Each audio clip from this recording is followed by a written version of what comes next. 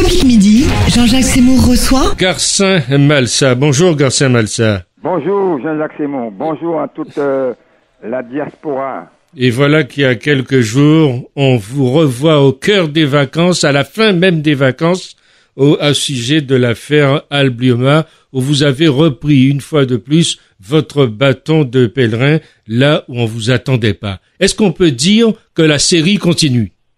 Eh bien, c'est pire que ça.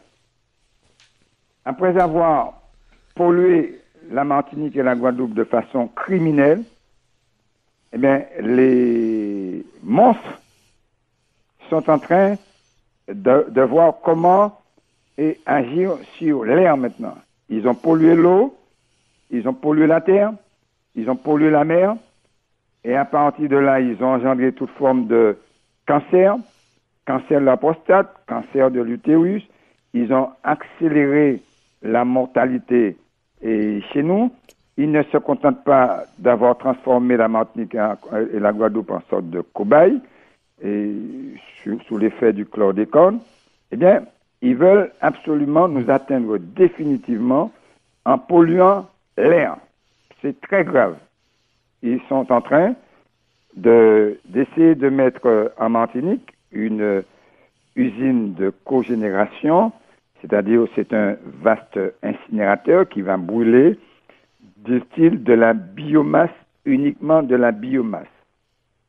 Nous savons que avant, il parlait de charbon biomasse, mais grâce à l'effort de la Sopamar, ils ont transformé, ou plutôt ils ont tenté de transformer leur process uniquement en biomasse totalement.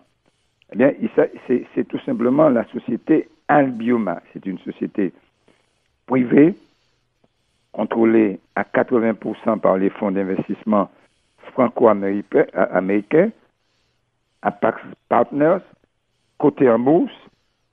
Et cette société qui fonctionne déjà à La Réunion, qui fonctionne à la Guadeloupe, qui fonctionne à l'île Maurice, qui fonctionne sur la base d'un process connu, c'est un process charbon-biomasse. Et c'est donc une unité qui serait nuisible à l'environnement et à la santé. Et c'est une unité qui serait nuisible, gravement nuisible, à la santé des Martiniquais. Puisque ce qui se passe, ce que les gens doivent comprendre, cette unité-là, qui fonctionne, si toutefois elle fonctionne à base de biomasse totalement, mais nous n'y croyons pas, puisque nous savons qu'il y a un arrêté ministériel de 2008 qui dit que c'est une usine de cogénération qui va fonctionner sur la base de charbon bagasse. Et puis, ensuite, est venue, grâce à l'effort, à l'intervention de la Sopamar, une transformation en biomasse totalement. Oui, mais vous effectivement de passer. Mais nous savons que ce ne sera pas possible puisque la biomasse dont on nous parle sera totalement importée. Si la biomasse est totalement importée, il y a des risques de rupture à un moment donné. Et pour que l'usine puisse fonctionner de façon continue, eh bien, il faut absolument notre carburant, ce sera le charbon qui est effectivement l'énergie fossile la plus dangereuse aujourd'hui, qui dégage le plus de dioxyde de carbone et qui pollue le plus. Nous ne sommes donc pas dans la transition énergétique, c'est pourquoi nous refusons cette usine. Mais pire encore, imaginons qu'effectivement qu'on puisse arriver à fonctionner totalement à partir de la biomasse. J'ai déjà dit que nous n'y croyons pas. Et ce qui va se passer... Mais vous reconnaissez la biomasse comme énergie renouvelable? La biomasse, c'est une énergie renouvelable. Mais nous sommes dans une démarche d'énergie décarbonée. D'énergie décarbonée, ça veut dire d'énergie qui est produite à partir, non pas de composés riches en carbone, parce que la biomasse est riche en carbone. La biomasse, c'est quoi exactement? La biomasse, c'est une parenté du charbon et du pétrole, sauf que le charbon et du pétrole sont restés beaucoup plus longtemps dans la Terre pendant des millions d'années, et pendant des millions d'années se sont transformés, grâce à l'action des bactéries, des micro-organismes, se sont transformés en énergie fossile, et ça, c'est important. Tandis que la biomasse, effectivement, elle est beaucoup plus fraîche, et la biomasse est composée de carbone, est riche en carbone, comme le charbon, comme le pétrole. Et par conséquent, à partir du moment où il y a la combustion, et ça c'est important, à partir de la combustion qui va dégager de la vapeur, laquelle vapeur va tomber sur un alternateur pour donner effectivement de l'énergie, eh bien, ce qui va se passer, c'est que, eh bien, il va se dégager des gaz dans l'atmosphère. Alors, ces gaz, ce qui est important, ce sont des gaz qui vont laisser partir des particules très très fines que nous appelons des nanoparticules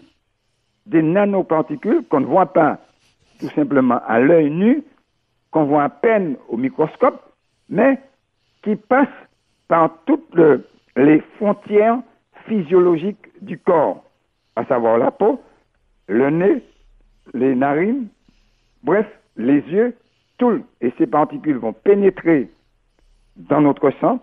À partir du moment où les particules pénètrent dans l'épithélium, dans le sang, ces particules arrivent dans l'intestin, arrivent dans les poumons, arrivent y compris dans le cerveau et créent toute forme de maladie. Donc, ces particules vont venir s'ajouter pour accélérer les maladies que nous avons déjà, toutes formes de cancer que nous avons déjà. Donc, ce que vous décrivez là est connu des autorités? Ce que nous disons là est largement connu des autorités scientifiques. D'ailleurs, il y a une scientifique en Martinique reconnue, c'est un médecin qui s'appelle Madame Joss Pélage, qui est pédiatre, qui a déjà démontré et dit, qui est présidente de l'AMSES en Martinique, qui a déjà dit de façon claire et nette ce que je viens de dire, et mieux que moi, puisque effectivement, elle est dans son domaine. Ça a été décrit, ça a été dit aux autorités, et malgré tout, ils veulent faire en sorte que cette usine soit installée en Martinique. Nous disons non, c'est trop. Il ne faudrait pas que la santé des Martiniquais soit, une fois de plus, transformée en forme de cobaye. Et c'est pourquoi, effectivement, nous nous sommes mobilisés avec la SOPAMAR depuis quelques jours pour faire arrêter totalement ce projet. Alors, il y a eu cette action, Garcin Malsa, que vous avez conduite. Malgré tout, ils sont arrivés à sortir du port les instruments nécessaires à la construction de cette usine. Quelle est la suite pour vous des événements? Alors, la suite, c'est que premièrement, il y a d'autres matériels qui sont dans le port. Je ne sais pas comment ils vont faire pour sortir ces matériels qui se trouvent dans le port. Ça, c'est très important parce qu'il y a une mobilisation des Martiniquais, et au-delà de la Martinique, maintenant, les gens sont mobilisés. Les gens commencent à comprendre de mieux en mieux ce qui se passe. Et deuxièmement, le matériel est sorti, il est allé au gagnant, mais il faut que le matériel soit mis en place, et il faut que le matériel fonctionne, et il faut que l'usine démarre. Alors, ils sont en train de se demander comment l'usine va faire pour démarrer. Et nous nous battons pour que cette usine ne démarre pas en Martinique. Et ça, c'est très important. C'est très important. Nous savons, par exemple, il y a une usine de biomasse qu'on devait faire dans un des coins en Angleterre. Et il se trouve qu'effectivement, nous apprenons au dernier moment que cette usine a été recalée et les promoteurs ont été remerciés parce que on a constaté finalement du point de vue du fonctionnement, ça va coûter trop cher. Nous sommes effectivement au fonctionnement, donc l'aspect économique. Donc l'aspect économique dont on nous parle, et souvent on nous dit que ça va créer des emplois, etc., eh bien, c'est complètement faux.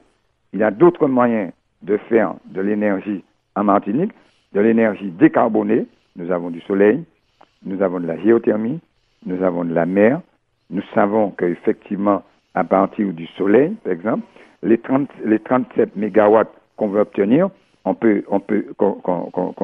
prévoit là, à partir de l'usine de cogénération, eh bien, ces 37 mégawatts peuvent venir de 4 ou 5 hectares de panneaux solaires mis sur l'ensemble des bâtiments, parce que nous avons des bâtiments publics et nous avons d'autres bâtiments.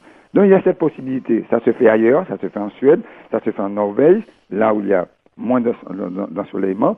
Pourquoi ne pas faire ceci en Martinique et en Guadeloupe?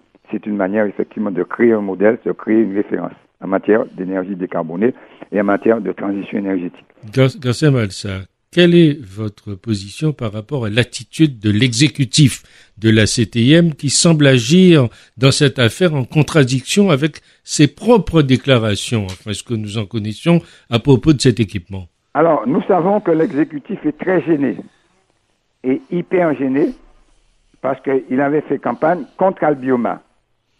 Et il se trouve qu'aujourd'hui, eh bien, et pour permettre au matériel d'être transporté, eh bien, l'exécutif a donné, a pris un arrêté et pour permettre aux transporteurs de fonctionner de 22 heures jusqu'à 5 heures du matin. Pour vous, il y a trahison. Et je ne sais pas si c'est une trahison. Je ne sais pas si c'est une mauvaise compréhension. Je ne sais pas si l'exécutif perd les pédales. Je n'en sais absolument rien. Mais en tout cas, ce qui se passe aujourd'hui nous montre très très bien il n'a pas respecté ses engagements de campagne et quand bien même l'un des responsables de l'exécutif dit bravo la Sopamar. Il ne s'agit pas de dire bravo la Sopamar, il s'agit de se mobiliser pour que effectivement cette usine ne voit pas le jour. C'est ce que nous demandons à l'exécutif, de mettre en pratique ce qu'il avait dit lors de la campagne. Gassem Alsa, vos détracteurs disent que vous faites de la désinformation et de l'agitation. Que leur répondez-vous? Eh bien, ils ont dit exactement la même chose quand nous défendions à l'époque le projet Azata. Nous étions contre le projet Azatama sur les salines. C'était la même chose parce que on y voyait de la création d'emplois, on y voyait effectivement une Martinique plus belle avec du tourisme, etc. On y voyait les salines transformées en une sorte de grande ville. Et aujourd'hui, les gens sont très contents de voir que les salines restent ouvertes à l'ensemble des Martiniquais, les plages sont publiques et la biodiversité est plus qu'excellente. Et c'est ça la réalité. On nous disait que nous étions des détracteurs, nous faisions du bruit pour rien. Lorsque nous défendions, à l'époque, nous étions en 80, et Azatama c'était en 1974, dans les années 80, lorsque nous disions qu'il fallait protéger le Grand Macabou, parce que il y avait les Rothschild qui voulaient transformer le Grand Macabou en lupanar, c'est-à-dire un grand complexe touristique. Les gens sont très contents aujourd'hui d'avoir le Grand Macabou, et le Grand Macabou est devenu une référence mondiale en matière de biodiversité, et ça c'est très important. Les Martiniquais sont très contents de fréquenter, d'avoir le Grand Macabou. On disait toujours que du côté de la Pointe Borgnesse, là où se trouve non loin du port du Marin, du port de Plaisance du Marin, nous étions des empêcheurs de tourner en rond. Et les gens sont très contents lorsque effectivement il y a le tour de Martinique en Yolande, de voir la beauté du tour à partir de la Pointe Borgnesse. Les gens sont émerveillés de voir comment la Pointe Borgnesse est protégée. Alors je pourrais égrener longtemps tout ce qui se dit. Parce que tout simplement, nous cherchons non pas à faire de l'écologie un espace de campagne politicienne, mais nous faisons à faire de l'écologie un espace où l'on doit respecter le vivant. L'écologie doit être pour nous va venir comme une passion du vivant. Et c'est ça qui est important. Et nous disons qu'à partir de l'écologie politique, on peut créer des emplois, on peut marier ce qu'on appelle l'économie très sainement, sérieusement, efficacement à l'écologie. et c'est possible. Grâce à ça, vous venez de citer le nom de Azatama. Moi, ça me parle beaucoup. Oui. J'ai appris récemment qu'il y a des rumeurs qui disaient qu'on voulait privatiser ce site des Salines. Vous êtes au cœur de l'événement. Que se passe-t-il réellement? Ah oui, parce que ce qui se passe aujourd'hui, il faut comprendre que, eh bien, on a tant fait en Martinique comme méchanceté. J'ai parlé du chlordécone, des dégâts commis par le chlordécone. Eh bien, et nous pensons qu'il faut anticiper. C'est parce que nous avons voulu anticiper que nous avons dit aux Martiniquais de faire très attention. Il y a des gens, des promoteurs, qui ont toujours dans leur cartable les projets qui ressemblent à ceux de la Azatama pour tenter de privatiser le plus beau site qu'on a en Martinique, sinon dans la Caraïbe, les Salines. Par exemple, vous devez savoir qu'il y a un grand terrain agricole de 300 hectares qui doit être vendu. Ce terrain agricole appartient à un privé et le prix est si élevé que le conservatoire du littoral, qui normalement devrait être prioritaire pour faire l'acquisition de ce terrain, ne pourra pas en l'état faire l'acquisition d'un tel terrain parce que le conservatoire littoral ne pourra mettre que 4 millions sur ce terrain de 300 hectares qui se trouve dans une zone fortement classée, et le propriétaire demande 12 millions, sinon beaucoup plus. Et en même temps, nous savons que des manœuvres sont faites pour empêcher que cette affaire arrive à préempter le terrain. Donc, vous voyez, des manœuvres sont faites pour que ça soit, en gros, un privé très riche qui prenne le terrain. Nous connaissons le nom du privé, c'est pas la peine de dire son nom. Donc c'est grave. À partir du moment où il y a un privé riche qui arrive à faire l'acquisition de ce terrain, eh bien, nous allons petit à petit vers un début de privatisation, puisque ce privé va pouvoir intervenir pour dire demain, bon, comment dégager un espace du terrain pour qu'on puisse faire telle ou telle chose, quand bien même il y a sur l'ensemble des Salines et de la baie des Anglais une opération grand site que nous avons mise en place. Mais ce que nous disons, rien du point de vue légal aujourd'hui qui se trouve en position fortement classée n'est immuable. Tout peut changer. Et c'est pourquoi nous disons de faire très attention. Nous savons dans le même temps eh bien, qu'il y a un autre propriétaire privé sur les Salines qui possède des terrains, eh bien, qui manœuvre pour tenter de mettre sur les Salines ce qu'ils appellent un village lacus du côté des marais salants.